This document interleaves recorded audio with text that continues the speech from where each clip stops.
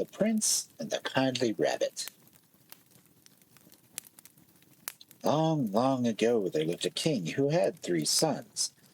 Even though his realm was not large, the king was very wealthy. In his garden there grew an apple tree that bore fruit made from solid gold. For many years no one but the king knew of the existence of this magic tree, and thus he lived without fear, for he knew that his fortune was secure. Late one summer day, the king noticed that several of the golden apples were missing. That afternoon, just before sunset, he went to the garden and counted the golden fruits that were hanging on the branches. The next day, he counted again, but to his dismay, he discovered that still another apple was missing. For an entire week, he checked the tree, and each day that he found one more apple had disappeared. This upset him by turn of events, and the king called his 3 sons into his chamber and told them what had happened. "Father," said the oldest, "I'm going to watch the golden apple tree all night. If the thief appears, I'll surely capture him." The son went to stand guard, and after a few hours of waiting, he felt so sleepy that he could not stay awake. As soon as he closed his eyes, a golden bird appeared and plucked one of the apples from a branch and flew away.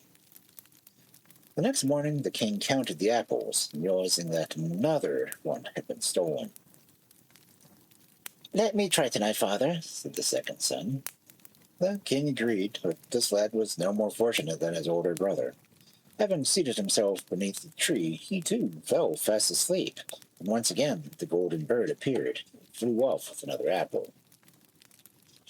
"What good are you?" questioned the old king when he discovered the theft. "Why is it so difficult for you to stay awake to catch a thief who is robbing us from our income?" "Let me try, father," said the youngest. "Well, how can you succeed where your older brothers have failed?" snapped the king. "Never mind, father," replied the lad. "Older and wiser though my brothers may be, they do not know how to catch a thief." "All right, then," said the king. "I have nothing to lose by letting you try." That evening the youngest son climbed up the tree. He found a twig with thorns and leaned his chin against it. "Whenever I feel sleepy," he said to himself, "the thorns will prick me and I shall wake up." It was very near daybreak when he saw the golden bird approach and perch herself on a twig just above him. As the bird was trying to pluck one of the apples from a branch, the lad lunged for it. The bird, however, wiggled loose and escaped, leaving the lad holding 3 of his beautiful gold feathers. Early the next morning, the king appeared in the garden. "Well, what happened?" he asked. "I was unable to hold on to the culprit," replied the prince, "but it did prevent his stealing any more precious fruit." He showed his father the beautiful gold feathers. The king uttered a cry and threw his hands over his eyes, but it was too late. The light given off by the feathers was so dazzling that it blinded the king. Sadly, the prince led his father back into the throne room. There the king asked that the other 2 brothers be brought into the chamber. The king then said to his oldest son, "The only way I can regain my sight is if you capture the bird. I bid you go forth into the world, find the bird, and bring it back to me." The same day the oldest prince made preparations to leave. He asked that a magnificent Arabian horse be saddled for him. Then he put 2 sachets of gold ducats in his pocket and rode away. After several days he came to a lonely country inn that he had never seen before. After the prince had eaten a big meal with roasted suckling pig and pheasant, an elegantly dressed man came over to his table. "We are playing a game of cards, sir," he said. "Would you like to join us?" "I should gladly play cards with you," he replied. Thus the prince sat down to play. However, he quickly lost all of his money. He sold his horse and his clothes, but the money gained from this transaction soon lost as well. Not satisfied with his turn of events, he borrowed some money, and he soon lost this too. "Yeah, well, sir," said the elegant-clad man, "since you cannot pay your debts, we will have to throw you into jail." Though the prince pleaded with his creditors, begging them to let him go home to get more money, they would not listen. He was immediately placed in a deep dungeon. After 6 months had gone by, the prince had not returned. The king asked his second oldest son to go in search of the golden bird. The son put several satchels of gold ducats in his pocket. Then he had his best horse saddled and rode off. After a few days, he came to the same country inn that his brother had stopped at 6 months ago, and he finished his big meal. The same stranger approached and asked him to play cards. He fared no better than his brother had. Within an hour, he had lost his money, his horse, and his fine clothes. The same night, he too was thrown into the dungeon. A year had gone by, and neither prince had returned. "It's my turn to go," said the youngest son to his father one day. "I don't know if I should permit it," replied the monarch. "How can you succeed where your older, wiser brothers have failed?" But the youngest son refused to be talked out of his mission. "I shall bring the bird back to you, father." "Luck be with you, then," replied the king. Unlike his brothers, he set out an old mare and carried just a few coins in his pocket. After having traveled for several days, he came to a small forest. There he saw a lame rabbit limping through the woods. Because he felt sorry for the hapless animal, he considered killing it so that it might be spared any further pain. Just at this moment, the rabbit turned to the prince and began to talk to him. "Do not kill me, good prince. There's much I can tell you. I know that you are going on a quest to the golden bird who has stolen many of your precious gold apples. I know where you can find that bird. If you will leave your horse and graze here and mount upon my back, I will take you to them." The prince did as he told, and in less time than it could take to blink an eye, the prince was standing before a magnificent castle set high against the side of a mountain.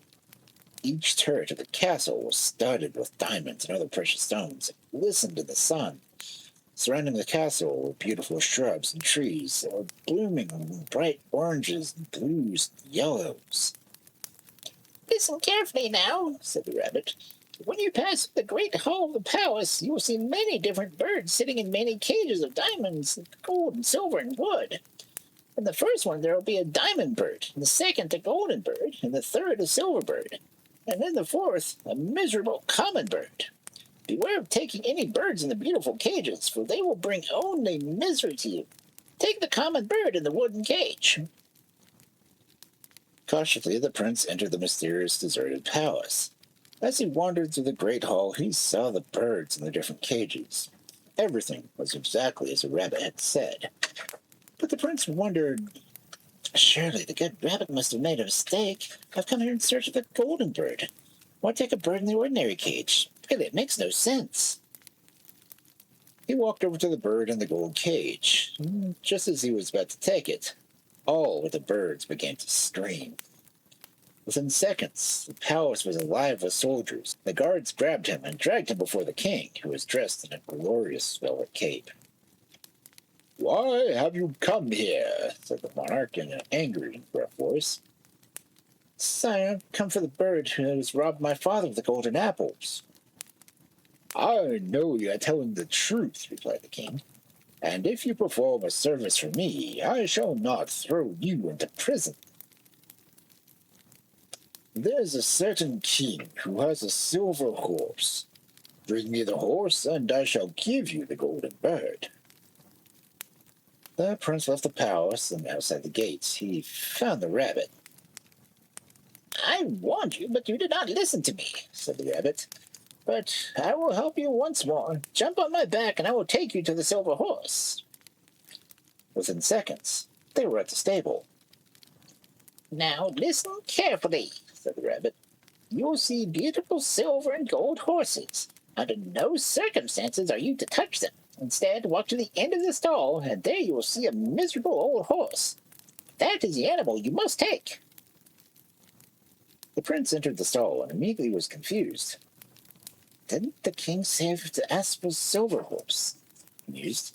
"Why should I bring this shabby old mare? The rabbit must have made a mistake."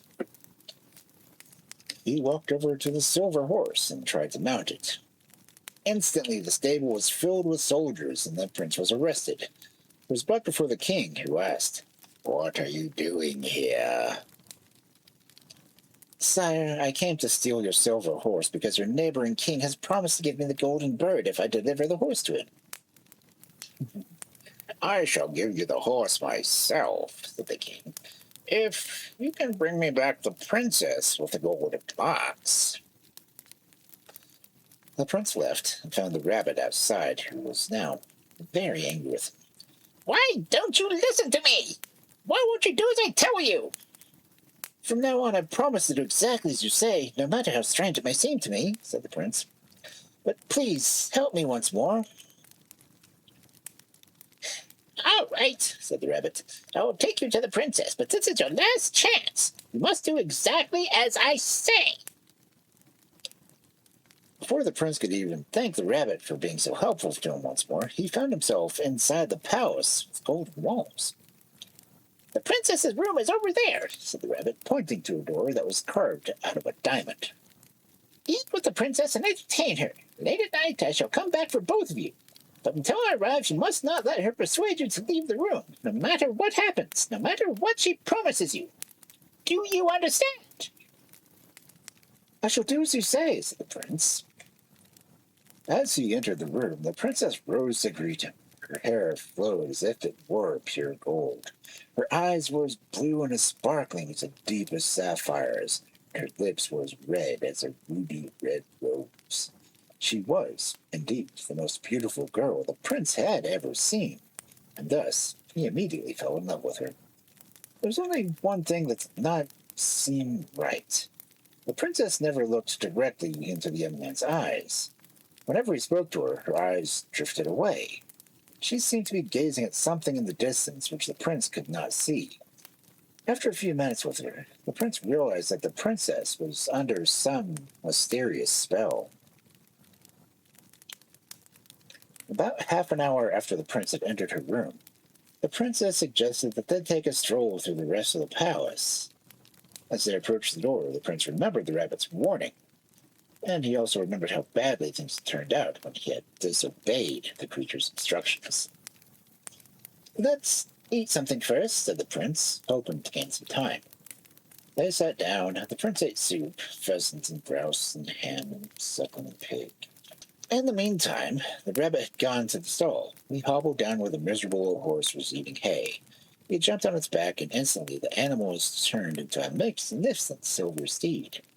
Off they rode at a blinding speed before any of the other horses had a chance to neigh, and before any of the guards had discovered the theft. Next, the rabbit entered the palace of the birds, and took the ordinary-looking bird that was in a wooden cage and placed it on the back of the silver horse. Before the other birds could screech and before the guards could discover the theft, they were out of the palace and on their way to the castle with the princess with the golden box. As soon as the bird was out of the castle, it transformed itself into a golden bird who had stolen the fruit. Quickly, the rabbit hopped into the chamber of the golden-haired princess. It was not a minute too early. The prince and princess had finished their elaborate meal, and the princess was angrily trying to persuade the prince to leave the chamber. "Grab the princess!" shouted the rabbit to the prince.